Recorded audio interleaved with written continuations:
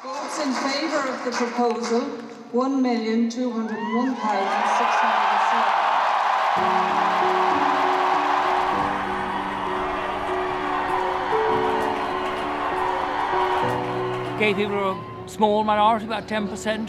We've been brought on board as equal citizens by the generosity and decency of our straight fellow citizens, and for that I am deeply, deeply grateful.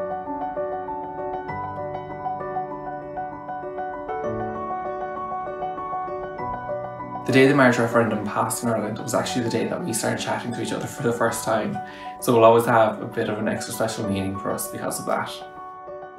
We are so lucky to have such a beautiful, cultural and progressive place to live. When we needed it most, Ireland stood up and did the right thing.